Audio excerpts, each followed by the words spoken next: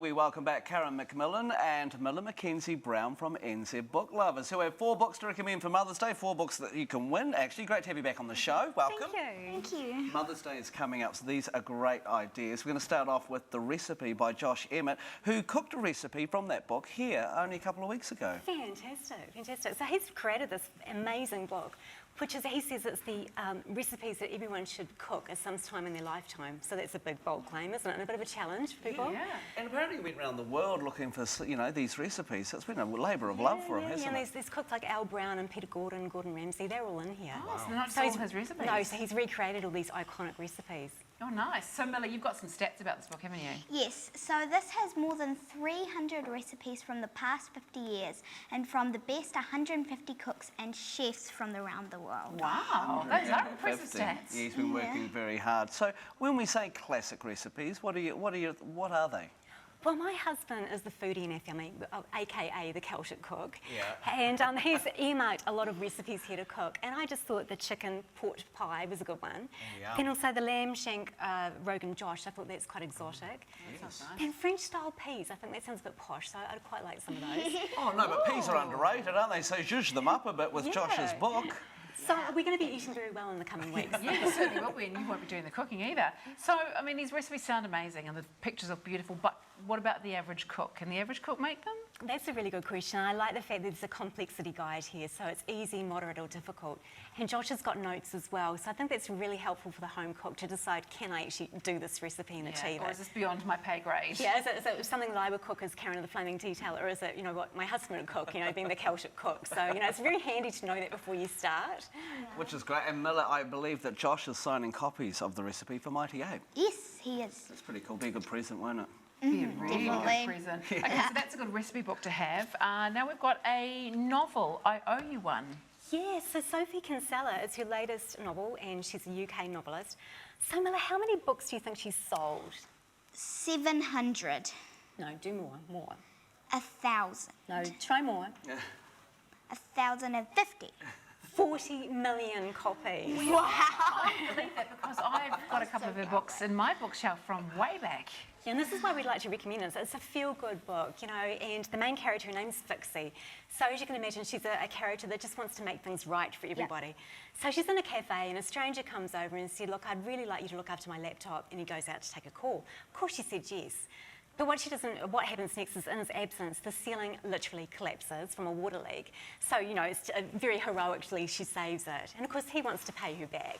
She's like, no, I don't need anything. So he writes an IOU on one of those cardboard coffee sleeves. So they part ways. She's never going to see him again. But then, for reasons in the book, she does present the IOU. What makes Sophie Kinsella so good?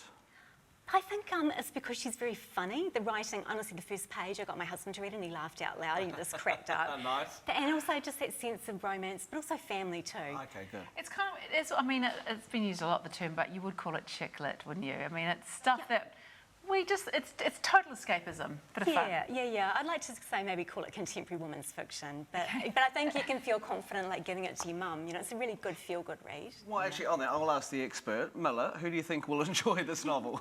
Mums, everyone will love it. It has family and romance. Oh, there you go. Summed up beautifully. Nice. We need a bit more romance in our lives, I say. Okay.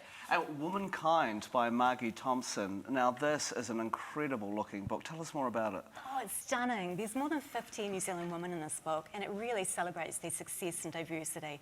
So women from all walks and spheres of life, some people that we know and people we won't have heard of before. Miller, Hinemoa Aldo features on the cover, which looks incredible, but there's a bit of a reveal under this, isn't there?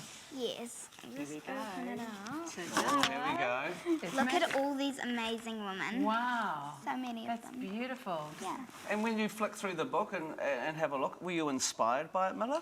Yeah, definitely. I like Jacinda Ardern because she is our Prime Minister, as you know, but she says that you should follow your dreams. Oh, yeah, nice. that's cool. What about you, Karen? Who's your favourite? I don't have a favourite, but we've got Mandeep Kaur, who is our first female Indian-born police officer. So her story is really inspiring of her struggles of how she achieved that. And I also like Lisa Kendall. She is the 4th woman ever to win a place in the Young Farmer of the Year Award. fields, and she talks about what it's like to be a farmer. Oh, good lessons to be learned. And yeah, I guess there's some women that we've never heard of before featured in this book because they've done great things. Absolutely. Another example would be Amy Miller, she's known as the Samoan scientist. So she's really hoping her story will inspire young people to look at science as being fun and accessible.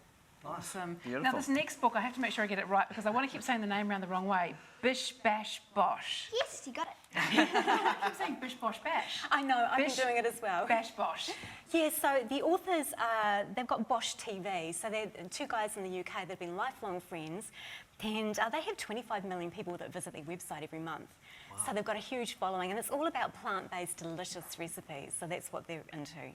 And quite a lot of fun and creativity with this book as well. That's what I loved about it. So it's got simple but delicious recipes. It's got really appealing photography, but it's also got this whole sense of fun. You know, bish, bash, bosh. You can't be too like stuffy or formal in the kitchen, eh? Yeah. You know what I've just noticed about this book? If you look at this cover here, these guys, they both look very similar to each other. Yeah, they do actually, yeah. Yeah, they have this sort of same look. But Miller, you understand, you've chosen some recipes for the Celtic cook, haven't you? Your granddad. Yes, we love the classic lasagna, sushi cupcakes, and mini banoffee meringues. Sushi cupcakes. Yeah. Sounds good. Banoffee meringues, Yeah, that's a bit that of me sounds really good. as well. What's your verdict on this? Well, I think this is the perfect book for people who want to eat plant-based food that's simple and delicious. Then it's suitable for the whole family, so I think that's the key with this book. And there's more than 140 recipes. That's good. And keeping it family-friendly is good because sometimes plant-based books can get a little bit intimidating with too many ingredients. Yeah, well, I don't think this is. There's a whole sense of fun here and, you know, simple recipes that you can easily do. And if you want to get a signed copy, get them fast. Yes, Yeah, 'cause with Mighty Mighty Ape Ape. is selling them. Definitely. Fantastic. Thanks Hey, for Miller, sorting that out. Karen. Yeah, thank you so much. Always a pleasure. There's some good books there too. And you can read their full book reviews at nzbooklovers.co.nz. Plus, you can head to view all of the Mother's Day present suggestions online at mightyape.co.nz. And if you'd like the chance to win a copy of any of the books we've just reviewed this morning, you can go to our Facebook page.